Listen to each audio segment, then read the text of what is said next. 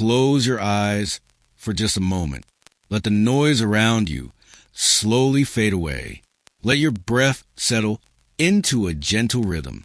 Now imagine you are stepping into a story lost to history, a story whispered only in ancient memory and quiet scholarly corners.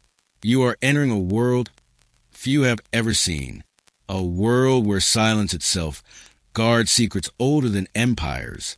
In this quiet space, you are not just a listener, you are a witness to a mystery that spans centuries.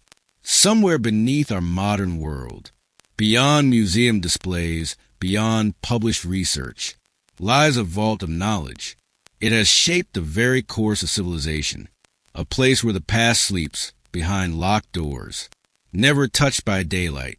It is a sanctuary of parchment and ink, where time is captured in fragile manuscripts.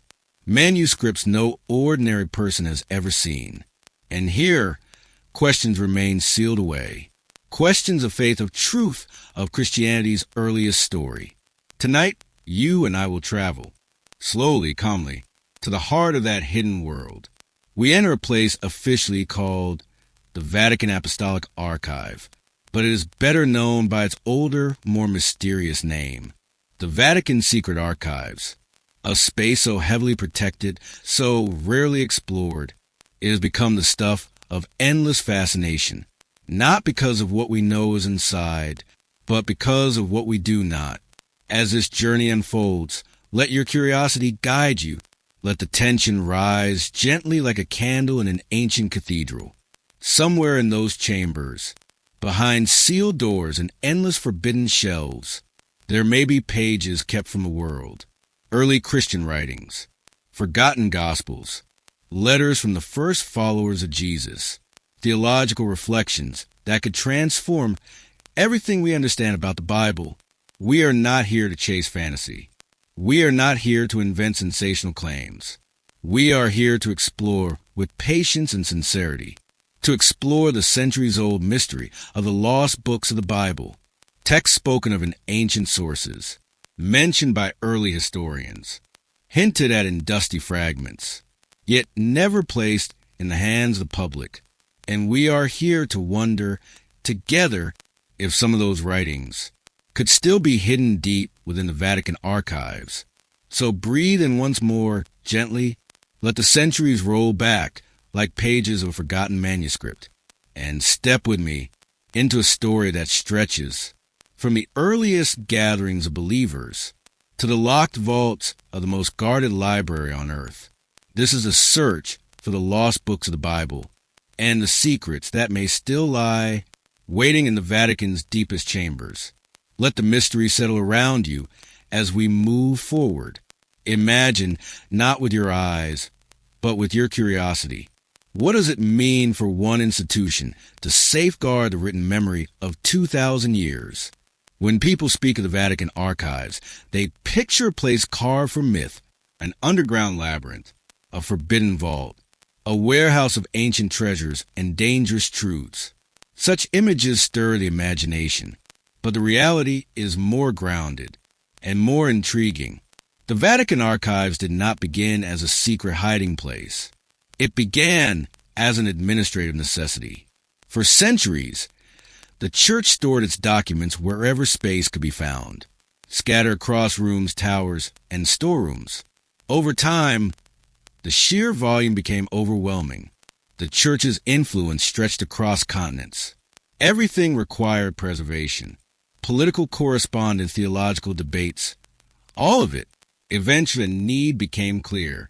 The immense collection needed an organized home. What emerged was a vast archival system. It expanded century after century, capturing letters, decrees, treaties, chronicles.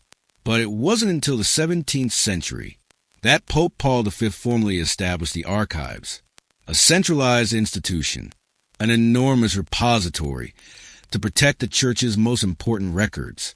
What most people never realize is the sheer scale. Scholars who have walked its permitted corridors describe it with quiet astonishment. They speak of rooms lined with shelves that disappear into the distance, shelves filled with handwritten manuscripts, papal correspondences, medieval codices, diplomatic records, ancient financial accounts, documents tracing the evolution of Christian doctrine. The official estimate? More than 50 miles of shelving. But some whispers suggest the real number is far greater. Inside this labyrinth of knowledge lies the memory of nations, the rise and fall of monarchs, the private thoughts of religious leaders who shaped the Western world. Yet all of this is contained within walls. Walls that only a select few may enter. Researchers face a complex approval process. Even if granted access, they may view only specific documents directly related to their scholarly work. Many rooms remain completely off limits, their contents reserved or sealed for preservation or sensitivity. It is here, in these protected chambers, that speculation begins to grow. Because when a library holds more than 1,000 years of history, correspondence, decisions, decrees, theological arguments, it becomes almost impossible not to wonder what lies beyond the shelves. Scholars are allowed to see what texts remain unexamined, what fragments of early Christianity might be buried in fragile bundles of parchment. Could lost writings be preserved here? Letters from the apostles, early accounts of Jesus' teachings, alternate versions of familiar gospels. Could they be waiting in these depths? The Vatican insists the archives hold no hidden revelations, no deliberately concealed manuscripts meant to change Christian history. And yet, the simple fact remains. So few have seen the entirety of this collection. That leaves room for curiosity, not suspicion, but thoughtful wonder. In an archive of such magnitude, how many documents remain untouched? How many were cataloged centuries ago and never reopened? How many are too delicate to be handled, too ancient to be exposed to air? As we continue this journey, our goal is not to accuse, not to assume, but to explore the reasonable possibility that among these countless shelves, there may be texts that shed new light on the earliest days of Christianity, texts that, for one reason or another, have never reached the wider world. Let your mind settle into the steady rhythm of this journey. Let's linger a little longer in this world to preserve memory and restricted knowledge. The Vatican archives, despite their intimidating reputation, are not built like the fantasies of novels and films. No endless staircases descending into torchlit caverns. No shadowy guardians patrolling secret chambers. Instead, everything here is intentional, structured, governed by an unspoken understanding. What rests inside is too valuable, too fragile, too historically significant to be mishandled. What sets this archive apart is not its secrecy. It is its scope. Many nations have classified repositories, military vaults, protected collections. But the Vatican's archive stands alone. Its stored memory spans continents and centuries, shaped by the decisions of popes, kings, envoys, scribes, councils. Their influence reached far beyond the walls of a single city. Among the documents preserved here are diplomatic letters, exchanged with leaders of vanished empires, account of councils where doctrinal battles reshaped Christianity, handwritten notes by theologians whose works remain foundational, and woven throughout this vast collection are fragile manuscripts, some only fragments, others complete volumes, all tracing the early centuries after the time of Jesus. Yet access is tightly controlled.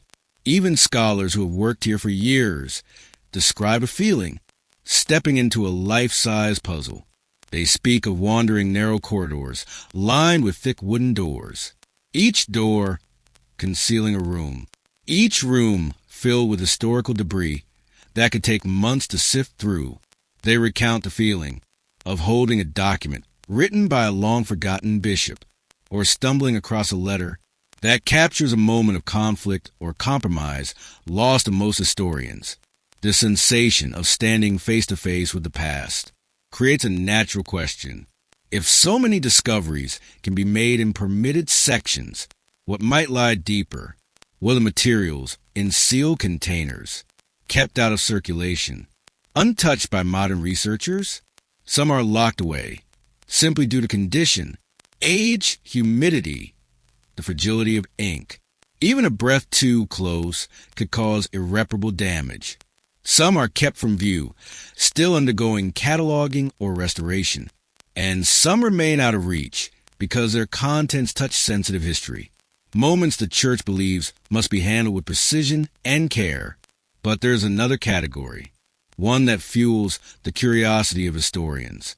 Documents mentioned in older catalogs, writings referenced in historical sources, bundles labeled cryptically centuries ago. Their names reveal nothing of what lies inside. These are the shadows within the archive, items that leave scholars wondering. Could something extraordinary be sitting unexamined on a shelf few are allowed to see? So the question persists, not as accusation, but as reflection. In a collection of millions of sheets, what might be hidden simply because no one has been permitted or able to read it? We carry these questions as we turn to another layer of the story, a layer stretching back to the earliest gatherings of believers. To understand lost books, we must first understand how the Bible we know today came to be and why so many writings from that era exist only in fragments, in whispers, or not at all. Before we explore hidden Vatican vaults, we must step back in time to the early centuries of Christianity, a time when beliefs were still taking shape, when communities wrote their own account of Jesus, when the line between accepted teaching and disputed idea was not yet fixed. In those early days, a single unified Bible did not exist. There were only stories, letters, teachings, reflections, circulating among small, scattered groups of believers. Settle into the rhythm of this era. Feel its uncertainty. The followers of Jesus had no central authority, no established institution. Communities in Judea, Egypt, Syria, Greece, and Rome developed their own traditions. Each group collected writings they treasured, copying them by hand, passing them along. Some cherished the letters of Paul. Some valued stories of Jesus' sayings. Others recorded their own vivid memories of his life. Dozens of texts were considered meaningful. Many were read in worship. These writings shaped the hearts and minds of the first believers. Yet as Christianity grew, so did the need for unity. Disagreements emerged about teachings, about doctrine, about the very nature of Jesus. As debates intensified, one question became impossible to ignore: which writings carried true authority? The process was not a single event. It was a long, evolving conversation, stretching across centuries and continents. Church leaders met in councils. They argued over doctrine. They tried to distinguish authenticity from speculation. And they knew every choice they made, every text included or excluded, would shape the future of Christianity. Here, politics intertwined with spirituality. Different regions promoted different texts. Some leaders insisted on including writings that aligned with their views. Others argued fiercely for exclusion. There were disagreements about the book of Revelation, disputes over the letter to the Hebrews, questions about authenticity of writings that later became central. During this process, many texts were set aside, not because they were false, but because they did not align with the developing structure of doctrine. Some were too mysterious, too philosophical, too different from the accounts leaders wished to emphasize. Some were simply not widespread enough to be accepted universally. As time passed, the canon gradually took shape. The list we know today emerged through consensus, tradition, and council decisions. But once the canon solidified, the excluded writings slowly faded. Many were lost through neglect. Others were destroyed. Some survived only in fragments quoted by later authors who disagreed with them. Today, scholars know many writings from first centuries have vanished, yet traces remain. Brief mentions in ancient catalogs, references in theological debates, a line in a letter complaining about a text the writer considered misguided. These fragments are faint echoes of books that once shaped early Christian communities, but no longer appear in any modern Bible. Knowing this, it becomes easier to understand why the idea of lost books holds such powerful fascination. If some writings have already disappeared, and others have resurfaced only in archaeological discoveries, is it not natural to wonder whether more might survive somewhere, preserved in a place committed to protecting the memory of the Church?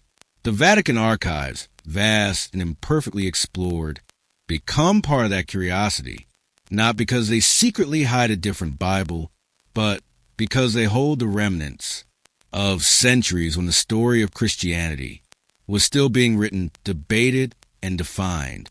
Now, we turn to what is already known, the texts discovered in deserts, caves, and monasteries, texts that show us what's been found, and hint at what might still be waiting. Take a slow breath, settle into the quiet space around you. Let this part of the journey arrive, gently, as if leaning into a whisper, carried across centuries. Allow your mind to drift into a realm where forgotten voices wait patiently to be heard. When people speak of lost books of the Bible, they often imagine a single manuscript in an ancient vault, a single text removed with intention. But the truth is far larger, far deeper, far more complex. What has survived into the modern world is just a fraction of what was once written. The early centuries of Christianity were alive with letters, teachings, reflections, testimonies, circulating from community to community. Some were treasured, others questioned, some vanished before any historian could preserve them. Every disappearance left behind a silence that invites imagination, curiosity, and sometimes discomfort. The first step begins with the texts we do possess. Rediscovered treasures surface in deserts, monasteries, forgotten boxes, accidental excavations. These surviving pieces are not the whole picture, but they reveal just enough to remind us the ancient world was filled with stories, debates, spiritual interpretations, far richer than most people ever realize. One of the most famous is the Gospel of Thomas. It is not a narrative, not a story of miracles or journeys, but a collection of sayings. Simple lines, powerful reflections, attributed to a voice that speaks with quiet authority. Scholars debate its origins, its age, its influence. But what is undeniable is how it shifts our understanding. Here, Jesus speaks in riddles and invitations, urging listeners to find truth within themselves rather than in external signs. The text feels intimate, almost meditative, revealing a strand of early belief where inner transformation mattered more than outer ritual. Its discovery alone challenged long-held assumptions about what early followers valued and how varied their interpretations may have been. Then there is the Gospel of Mary, a text that survived in fragments, pages missing, passages torn away by time. Yet even incomplete, it unsettles rigid expectations. It presents Mary Magdalene not as a passive figure, but as a teacher, a thinker, a voice capable of holding her own in spiritual conversation.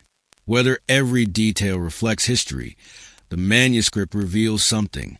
That some communities saw her differently, saw her as someone whose insight mattered, whose reflections carried weight. The partial nature of the text leaves many questions unanswered, and in that open space, countless theories continue to grow. And there's the Book of Enoch, once cherished by several early groups, quoted by early Christian writers, yet ultimately left outside the official canon. Its vision stretched across cosmic landscapes, angels descending, watchers observing, mysteries unfolding long before the birth of Christ. To some, it reads like a spiritual epic. to others the window into an era when boundaries between heaven and earth felt thin and permeable.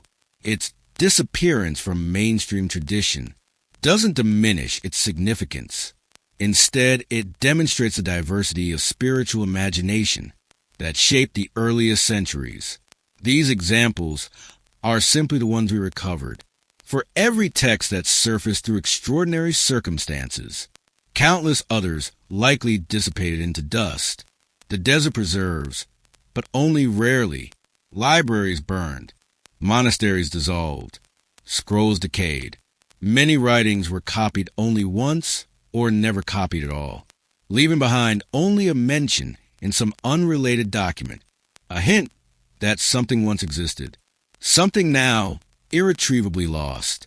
And yet, each surviving manuscript offers a glimpse into a world that was not uniform, not rigid, not fixed in its interpretation. There were communities wrestling with profound questions, each preserving traditions that felt sacred to them. Some emphasized inner revelation. Some explored mystical visions. Some held tightly to teachings that differed from what later councils would consider acceptable. All of them are reminders that history is not a straight line. It is a mosaic of voices, some clear, some fading, some entirely vanished. The known lost books, the ones that made it through storms of time, form only the exposed edge of a vast submerged structure. They are the tip of an iceberg whose true mass remains hidden, buried under centuries of silence, locked behind restricted doors, or dissolve in the fragility of ancient parchment. As you hear these truths, it becomes impossible not to wonder, what else once existed? What writings shaped communities that left behind no surviving trace? What accounts of events differed from what we ultimately inherited? What stories or teachings disappeared, altering the trajectory of the faith before it fully formed? These questions linger, like shadows stretching across centuries. They lead naturally into deeper territory, where speculation mingles with possibility, where the boundaries of documented history become soft, flexible, open to interpretation. Because if the known lost book survived only by miracle, imagine the ones that didn't. This brings us gently to the next chapter, where we step into a landscape woven from theories, whispers, and fragments. Ideas about what may still lie hidden, waiting, in the vast, silent depths of the past. Let your breath steady as you sink a little deeper into the quiet. The path ahead moves from what is known into what is possible. Here, the boundaries soften. The line between history and speculation becomes delicate. Not reckless imagination, not unfounded fantasy. Just a quiet acknowledgement.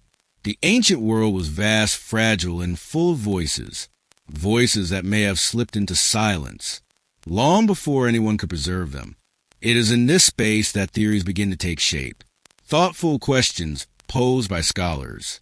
Careful assumptions based on fragments. Observations drawn from historical patterns. They do not claim certainty. They simply open doors that otherwise remain locked.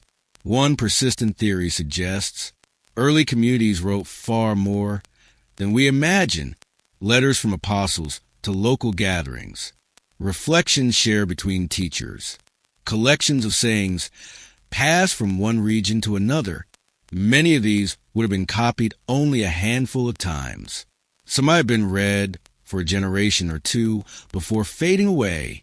Yet historians know they existed, because later authors mentioned them in passing, almost casually, unaware they were referencing works that would someday be lost forever. Another theory focuses on early versions of familiar scriptures. Before the Bible took its final form, dozens of manuscripts circulated. Some contained extra lines. Some lacked verses we now take for granted. Some offered alternate interpretations, or emphasized themes later traditions would tone down. Scholars believe countless early versions, drafts, variations, were never copied after the canon was agreed upon. If any survived, hidden in some forgotten corner, They would offer extraordinary insight into how beliefs evolved over time. There are also whispers in historical texts, whispers referencing sayings of Jesus that do not appear in any surviving gospel. These references are rare, almost accidental. A theologian quoting a line he attributes to an older source, a bishop mentioning a phrase he claims came from the earliest communities. These tiny clues hint at a possibility that collections of teachings once existed, circulated quietly, and then disappeared as newer manuscripts became dominant. If even one such collection remains hidden somewhere, it would reshape everything we think we know about his earliest words. Another line of speculation centers on apocalyptic writings, accounts of visions, dreams, revelations that early Christians cherished. These texts were often controversial, considered too difficult, too symbolic, too alarming for general audiences. Many were intentionally preserved only within small monastic circles. Some were destroyed during periods when the church sought to unify doctrine. Yet historical catalogs mention titles that do not correspond to anything we possess today. Their contents remain a mystery, and the mere hint of them invites endless curiosity. There are theories about early commentaries, written by disciples of the apostles, thoughtful explanations meant to help new converts understand complex ideas. Historians suspect many such writings once existed, because later theologians sometimes refer to them with respect, as though quoting a trusted earlier source. Yet none of those works survive in full. Some may have vanished naturally. Others may have been preserved in places where access is now limited to a very small circle of researchers. And then there are the quiet rumors, ones that circulate among historians who spend decades studying fragments. Rumors of manuscripts cataloged, but not yet studied. Rumors of boxes containing pages so fragile scholars are allowed only minutes with them. Rumors of documents referenced in old Vatican inventories, whose present location is unknown. These whispers do not imply secrecy or conspiracy. They simply reveal how enormous the archives truly are, and how easily a single manuscript can remain untouched for centuries. It is important to understand none of these theories claim the Vatican is hiding explosive secrets. Scholars are cautious, even humble, in the way they speak about such possibilities. What they acknowledge is this: the ancient world was unimaginably rich, and preservation was unpredictable. For every text that survived through miracle, 100 may have been lost by accident, but the scale of that loss opens the mind to possibility. Perhaps early communities wrote reflections about events we no longer remember. Perhaps someone recorded teachings cherished in one region but never reached another. Perhaps an early interpreter wrote about the meaning of certain parables in a way that challenges modern assumptions. None of this is certain, but none of it is impossible.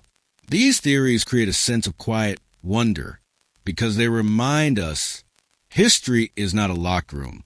It is a living organism, shaped by discovery, by chance, by the persistence of human curiosity. And within that living history, there's always room for something unexpected to surface.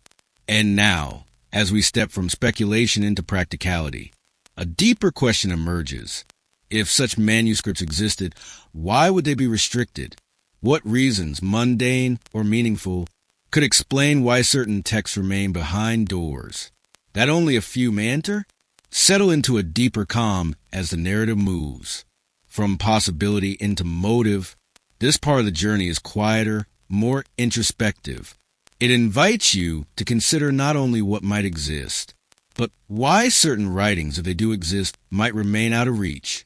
The answer is not as dramatic as fiction paints it. It is far more human, more nuanced, shaped by the fragility of ancient materials and the layered responsibilities of institutions that guard history. Imagine for a moment the nature of ancient manuscripts. They are not sturdy books. They are delicate threads of plant fibers, ink that fades at the slightest touch, pages that crumble with even a moment of mishandling. Many scrolls are so fragile. Exposure to open air accelerates their decay. Some are too brittle to be unrolled more than once. Preservation requires silence, controlled temperature, careful handling, and often the difficult decision to limit access for the sake of survival. When manuscripts are that sensitive, restriction becomes less about secrecy and more about protection, an act of care rather than concealment. There is another layer to consider: historical context. Many documents from the early centuries contain ideas that were debated, challenged, or set aside, not because they were dangerous, but because they represented a time before beliefs were unified. Some manuscripts reflect tensions within communities, disagreements between teachers, interpretations that existed only briefly. Institutions preserving these texts must navigate how to present them with accuracy and nuance. If a document is incomplete or difficult to translate, releasing it without sufficient study might lead to misunderstanding. Restricting access until scholars can analyze it thoroughly becomes a way to prevent confusion rather than provoke controversy. Another reason for limited access arises from sheer scale. With miles of shelving and tens of thousands of boxes, not every manuscript has been fully examined. Some remain uncatalogued. Some await restoration. Others sit in storage because resources are limited. In these cases, restriction is simply logistical. There are more manuscripts than the modern world has time and hands to study. The limitation is not intentional. It is a natural consequence of abundance. There is also the matter of sensitive historical details. Some documents might contain information about political alliances, personal correspondence, or internal conflicts from centuries ago. These are not theological secrets. They are human stories involving figures who shaped nations, guided empires. Institutions often choose to protect such records to avoid misinterpretation. Context matters deeply. Without it, a small fragment of history can easily be taken out of proportion. Restricting access allows historians to approach such documents with care, slowly building the foundation needed to present them accurately. Of course, there is a more controversial side. Some believe certain manuscripts may challenge established narratives or unsettle long-held assumptions, not necessarily in ways that contradict faith, but in ways that complicate it. Early Christianity was diverse, alive with different traditions, interpretations. If a manuscript presents a viewpoint that did not survive into mainstream doctrine, institutions may choose caution, not to suppress the truth, but to ensure scholars have time to interpret it responsibly before presenting it to the world. This blend of fragility, logistics, sensitivity, and caution creates a landscape where some manuscripts remain behind closed doors. Yet none of these reasons automatically imply suppression. They reflect the immense weight of responsibility placed on those who protect the past. Every decision about access carries consequences, some obvious, others subtle. It is within this delicate balance that speculation grows. The less the world knows, the more it imagines. And because the archives are vast, and because the doors open only for a select few, curiosity fills the gaps left by silence. But silence does not always mean something dramatic lies underneath. Sometimes it simply means the past is complicated, fragile, and not yet ready to be handled by many hands at once. And yet, even with all these practical reasons in mind, there remains a sense of intrigue, a sense that behind those restrictions might lie something extraordinary, not necessarily explosive, but profound, something that connects us more directly to the earliest voices of faith, which leads naturally to those who have tried to reach deeper, those who walked the quiet halls, sifted through boxes, studied fragments, and attempted to reconstruct what time has broken apart. Let your mind drift gently, as though following faint footsteps through quiet corridors. This chapter is about people who spent years, sometimes decades, attempting to enter places few are allowed to see. Their journey is not filled with drama or daring. It is built on patience, persistence, and a deep devotion. A devotion to uncovering voices from long ago. As you listen, imagine them moving slowly through hushed reading rooms, handling fragments that shake gently in their hands, aware that every moment could bring a discovery capable of reshaping what the world believes about its own origins. The scholars who gain entry are not adventurers, not treasure hunters. They are historians, paleographers, linguists, theologians. They understand the delicate nature of what they seek. To them, a single page can be as valuable as a kingdom. A single unfamiliar phrase can shift the interpretation of an entire era. They walk with reverence, knowing their task is not simply to read, but to listen, to hear echoes through faint lines of ink, through faded strokes of ancient hands. Some researchers spent months writing formal requests, gathering credentials, letters of recommendation, evidence of prior work. Entry requires proof of purpose, proof that a particular manuscript is relevant to their scholarly field. Even then, approval is never guaranteed. The archives open only a little, just enough to allow careful study under supervision. But for many researchers, even that small opening feels like stepping into a treasure chamber. Among those who entered, there are stories of discovery, not sensational revelations, not hidden gospels revealing dramatic secrets, but subtle insights that fill gaps in historical understanding. One scholar spent days examining letters attributed to early bishops, letters that reference meetings and disagreements long forgotten. Another uncovered marginal notes written by a monk 1,000 years ago, notes that shed light on how ancient texts were interpreted by those who copied them. These notes were not revolutionary, yet they provided rare windows into the spiritual and intellectual world of the past. There are also accounts of frustration, scholars who found manuscripts too damaged to interpret, pages eaten away by insects, lines erased by time, boxes filled with fragments in languages barely recognizable. They describe the feeling of reaching towards something important, only to realize time has taken too much. Those moments linger long after they leave, because they know what might have been lost forever. Occasionally, a researcher encounters something unexpected, a manuscript not listed in the public catalog, or a set of pages labeled only by number, not by title. These discoveries fuel speculation, not because they contain anything shocking, but because they remind the world. The archives remain full of surprises. One historian described being handed a bundle of parchment. She had never heard of it before.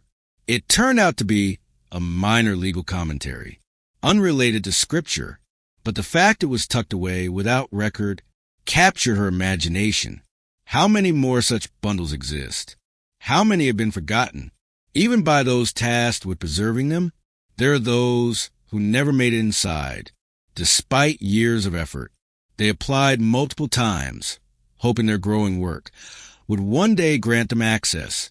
When their requests were denied, they searched for alternate paths. Digitized fragments, old microfilms, references buried in academic journals. They pieced together history, like assembling a mosaic from shards. Their persistence ensured that even without direct access, the broader world gained deeper understanding of the ancient record. Some scholars became so absorbed, the archives defined their careers. They wrote books, taught courses, traveled across continents in search of related manuscripts. They built entire lives around a belief that somewhere within the vast labyrinth of history, answers still lie waiting. Their dedication is the reason we know as much as we do. Their efforts form a bridge a bridge between what has survived and what remains hidden, whether intentionally or by chance. Although they rarely speak in dramatic tones, their accounts share a common thread, a sense of standing on the threshold of something immense. Even if they find only fragments, even if they uncover nothing more than a few faint lines of ink, they describe feeling the weight of history. Pressing gently against them, they sense the presence of voices stretching back across millennia, voices that still want to be heard. As these scholars step back from the quiet rooms and return to the wider world, they carry with them both knowledge and unanswered questions. They leave with growing certainty that the archives still hold manuscripts that have not been studied, perhaps small ones, perhaps incomplete, but still capable of deepening our understanding, which leads us to the next chapter, a chapter that enters the realm of the mysterious, the whispered, the rumored, a chapter about manuscripts that, according to scattered hints and scattered accounts, may exist somewhere, even if no one outside a very small circle has ever seen them. Allow yourself to drift a little deeper now, as though stepping into a quieter chamber of the past. A chamber lined not with verified discoveries, but with unanswered whispers. This part of the journey is delicate. It moves carefully along a thin line between documented history and the soft shadows where rumor lives. Not rumor created for excitement, not fantasies invented for sensation, but gentle murmurs from scholars, monks, archivists, travelers, who over the centuries claim to have seen hints of manuscripts whose existence was never officially confirmed. These stories surface occasionally, usually in footnotes, sometimes in private reflections of researchers, often in conversations far from the public eye. Though the academic world handles them with caution, their persistence gives them a quiet weight. They may or may not exist. They may be misunderstood or mislabeled or misremembered, but their presence in the collective imagination of historians is undeniable. The first category involves alternate gospel fragments, small pieces of parchment said to preserve teachings that differ slightly from known versions. Some scholars have spoken of hearing about pages containing parables phrased in unfamiliar ways, or sayings attributed to Jesus that resemble known texts but with subtle variations, not contradictions, not dramatic surprises, just enough difference to suggest early traditions were broader, more diverse than most imagine. These whispers remain unverified, but they linger because they fit a pattern. The ancient world was full of manuscripts. Some copied only once, some circulated only in tiny communities. Another alleged manuscript mentioned in old research notes, an early version of the Book of Revelation. According to one historian from the early 1900s, a fragment existed, a fragment containing variations in symbolic imagery, differences that suggested an earlier stage of the text's evolution. No one has seen this fragment in modern times. It may have deteriorated, it may have been misplaced, or it may have never existed at all, the product of confusion or memory. Yet scholars still mention it from time to time, because even the possibility is fascinating. Revelation is one of the most complex works in Scripture. Even the slightest variation could open new pathways for interpretation. There are also accounts of mystical writings, texts described in monastic catalogs, but never fully identified. Some contain meditative reflections on divine presence. Some offer symbolic interpretations of prayer practices. These manuscripts are not dramatic, but they are deeply personal, revealing how early believers experienced spiritual life, long before theology became rigid or formalized. A few monks have hinted at manuscripts containing poetic dialogues between the soul and God, preserved in faded ink written by unknown hands. These whispers point to a tradition of inner reflection woven through early Christianity, a tradition mostly lost in the modern world. Another set of rumors involves apostolic commentaries. early attempts to explain Jesus' teachings, written by followers of his closest disciples. These alleged commentaries appear in the notes of medieval librarians, listed by title but without explanation. Some scholars believe they once existed, but were never copied widely. Others suspect the titles might refer to sermons or homilies rather than commentaries. But if even one such text survived, it would carry the voice of a generation, positioned just beyond the apostles themselves, offering a bridge between first-hand memory and early interpretation. One of the most intriguing whispers speaks of a manuscript referenced only once. In a private letter written by an archivist in the late 1800s, he described a document. He believed it contained a set of teachings unlike anything he had encountered before. He did not name the manuscript. He did not describe its content in detail. He simply wrote, "It belongs to an earlier mind than any I have seen." Scholars debate what he meant. Some think he referred to a philosophical text from antiquity. Others believe he may have misinterpreted a damaged manuscript, but the phrase lingered, creating a quiet legend among archivists about a mysterious document no one has identified since. There is also the whispered idea that somewhere in the archives lies a collection of early liturgical writings, used before formal rituals were standardized. These would not challenge doctrine, nor would they contain explosive ideas, but they might reveal how early communities prayed, how they blessed one another, how they shared meals, how they understood sacred moments long before official structures emerged. If such writings exist, they would offer one of the most intimate windows into the daily life of the earliest believers. And then there are stories that touch the edges of imagination, writings cited by ancient historians that no modern scholar has ever seen. A lost letter from Paul, mentioned in Scripture itself. A book of the Acts of Jesus, referenced by early leaders. An extended teaching attributed to a follower, whose name appears nowhere else in the surviving record. These are not modern inventions. They appear in centuries-old sources, quietly acknowledging works that vanished long before the archives were created. None of these alleged manuscripts come with proof. None can be pointed to with certainty. They exist in a space between possibility and silence. Yet they endure because they fit a pattern the ancient world left behind, a world overflowing with writings that lived briefly then disappeared, a world where only a fraction survived to reach us. Whether these rumored manuscripts lie within the archives, or whether time has erased them completely, remains unknown. But the persistence of these whispers fuels a deeper question, because the more mysterious the rumored manuscript, the more it compels us to wonder if even small fragments can survive outside the archives, buried for centuries in deserts, tucked away in forgotten caves. What might still exist beyond the walls of the Vatican?